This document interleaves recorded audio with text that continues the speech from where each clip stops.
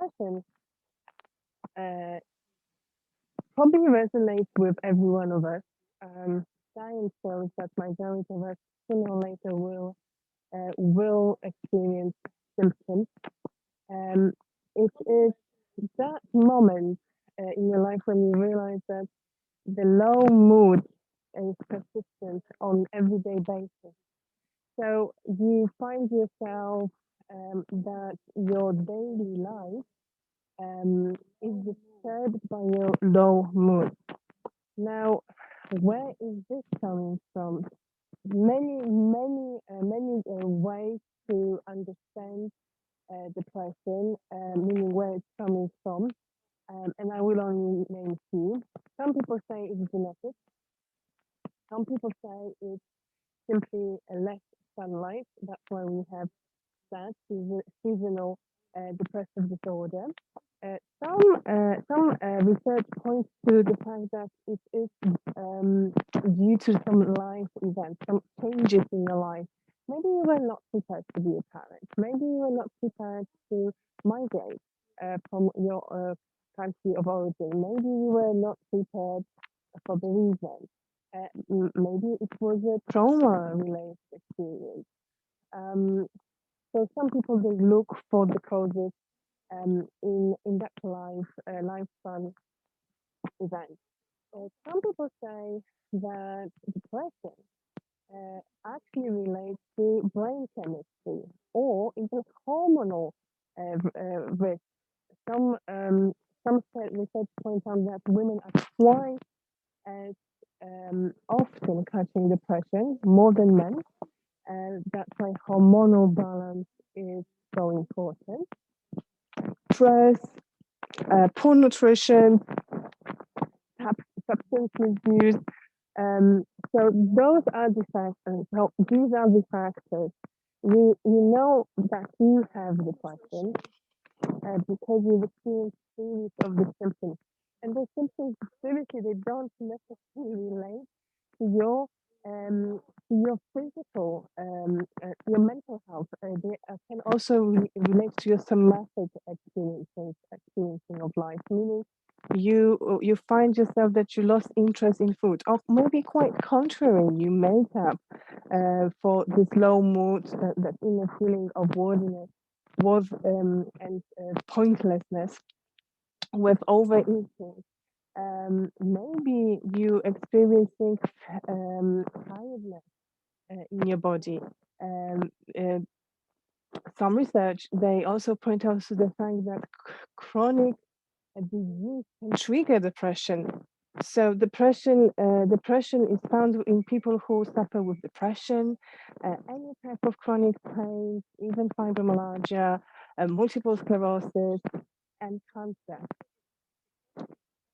In fact, depression very often goes along with another symptoms, chronic symptoms such as anxiety, uh, autism spectrums, um, eating disorder, migraine, irritable bowel syndrome. So your digestive problems here are very important as well to consider. Um, it could be post-traumatic stress disorder and sleeping disorder. Very often, people who suffer with substance use disorders, they also have that layer of depression in them.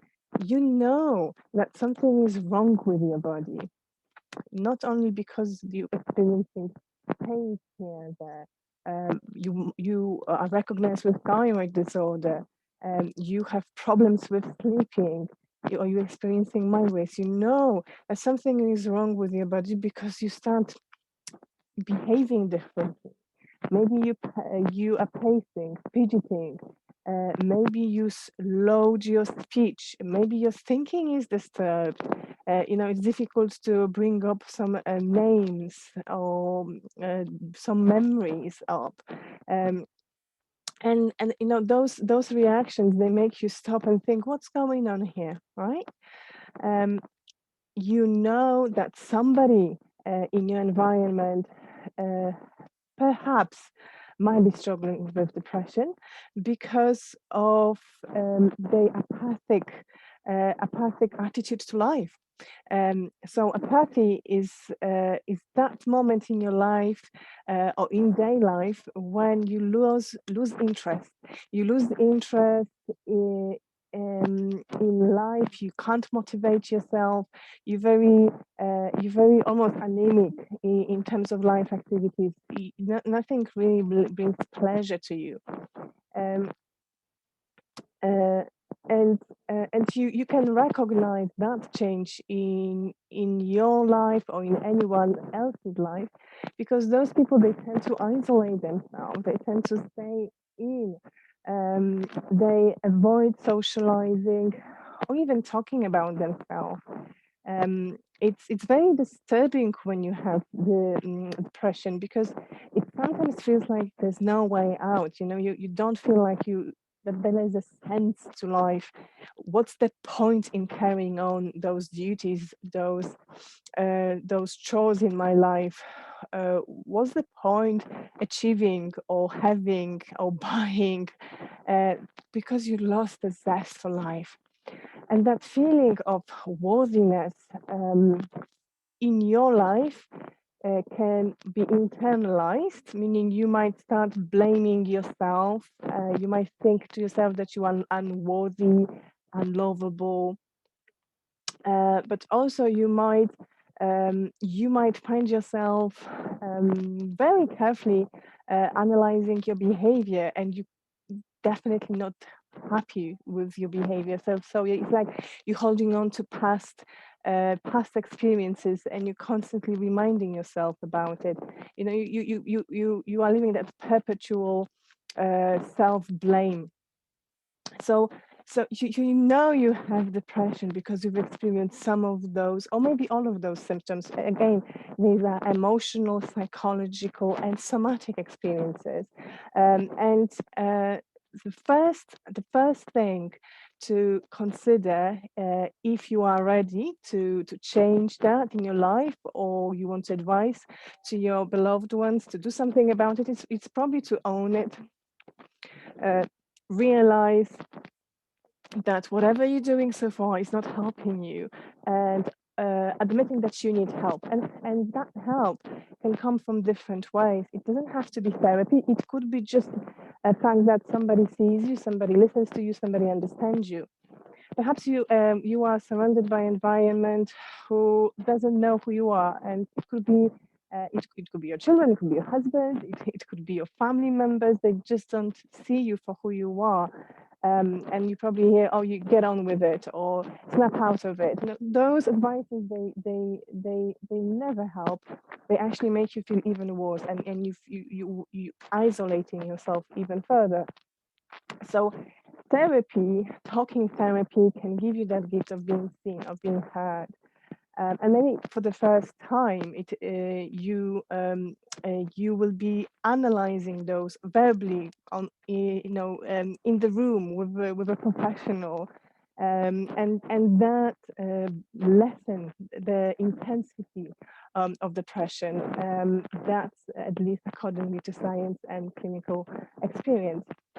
Now, talking about it sometimes is not enough. So you might probably heard that there are antidepressant drugs prescribed for people with depression. And what the main trick about antidepressant is that they working alongside your imbalance in neurotransmitters, meaning they regulating your brain chemistry by selective serotonin reuptake inhibitors.